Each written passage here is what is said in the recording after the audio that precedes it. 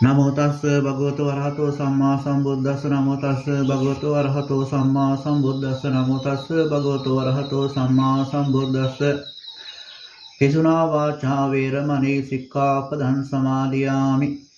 ශ්‍රද්ධාවන්ත පින්නතුනේ, අද දවසේ මා බලාපොරොත්තු වෙන්නේ පිසුනා වාච සිදුවන ආකාරය, එන් වැළකීමෙන් ලැබෙන ආනිසංස හා එහි විපාක කියා දෙන්නට. පිසුනා වාචා යන මෙහි පින්සති සමග්ගේ සත්‍යේ භින්නේන කරෝති තී පිසුනා. යම් කිසි වචනයකින් සමගුවන් ભેද කරේද ඒ වචනය පිසුනා නම් වේ.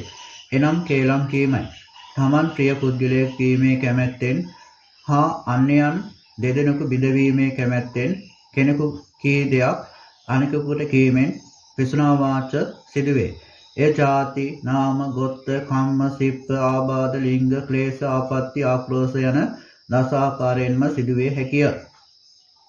ජාතිය යනු නම යනු සමාජ සම්මත විවිධ කුල වංශයෝ උසස් කුල වෙතුකට අසවලා ඔබට ගොවිගමේ වලව්කාරයෙක් කිව්වේ කියා හෝ ඡණ්ඩාලයේ කුළු පොත්තෙක් යයි පහත් ජාතියකින් ආරෝපණය කොට කීමද පහත් කුලයක උපන්නෙකුට අසවලා ඔබට ඡණ්ඩාලයේ කුළු පොත්තෙක් වළං හදන්නෙක් කිව්වේ කියා හෝ ගොවිගමේ වලව්කාරයෙක් කිව්වේ කියා හෝ උසස් ජාතියක් ආරෝපණය කොට කීම.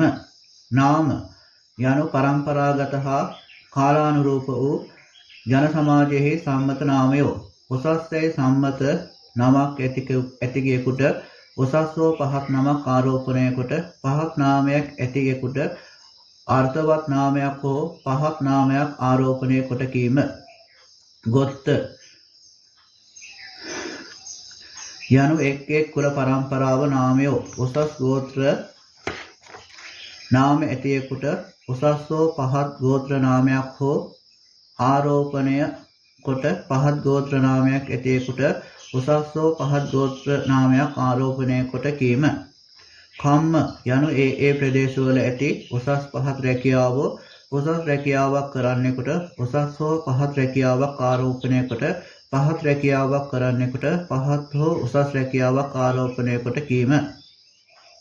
සිප්ප මැටි, ලී, වේවැල්, රෙදි ආදියෙන් කරන්නා වූ විවිධ ශිල්ප හෙවත් වෘත්තීන් උසස් ශිල්පීන් දක්ෂතා ඇතියෙකුට උසස්වෝ පහත් ශිල්පයක් ආරෝපණය කොට පහත් ශිල්පයක් කරන්නෙකුට පහත් හෝ උසස් ශිල්පයක් ආරෝපණය කොට කීම.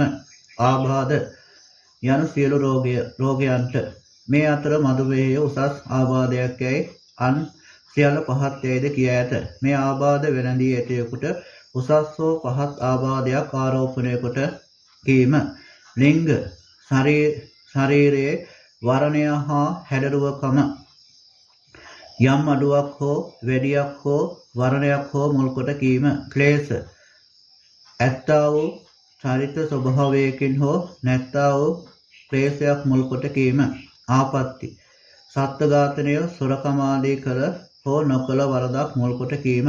ආක්‍රෝෂ දස ආක්‍රෝෂ වස්තු වලින් කීමයි. මේද හීන උත්කෘෂ්ඨයේ දෙවැදුරුම් වේ.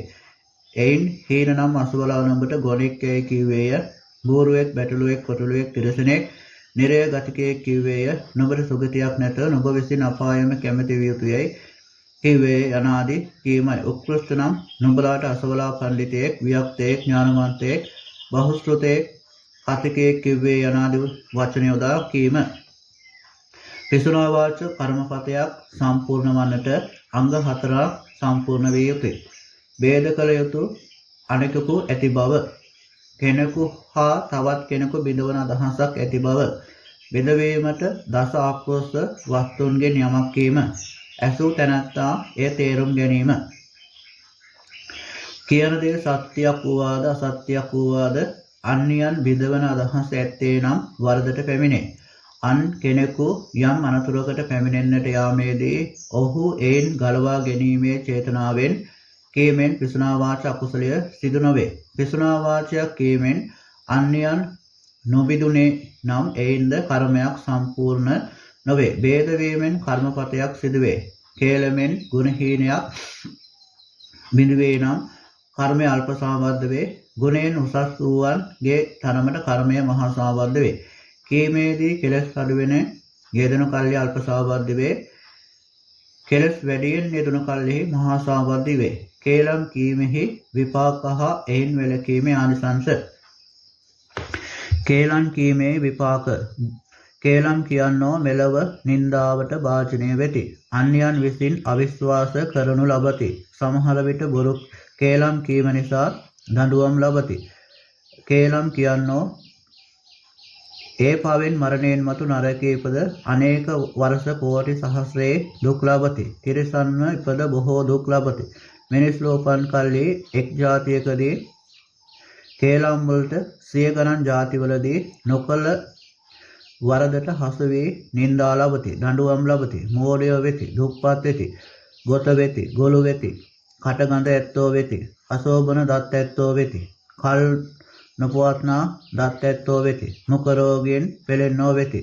විරෝප වෙති. අවිශ්වාස කරනු ලබන්නෝ වෙති. අමිහිරි කටහඬ ඇත්තෝ වෙති. අඹ දරුවන් පවා ඔවුන්ගේ කීම නොපිළිගනිති. ඔවුන්ට දරුවෝ නූපදිති. උපදනා වූ දරුවන් ගෑනු දරුවෝ වෙති. ඒ උපදනා දරුවත් ඔවුන්ට අකීකරු වෙති.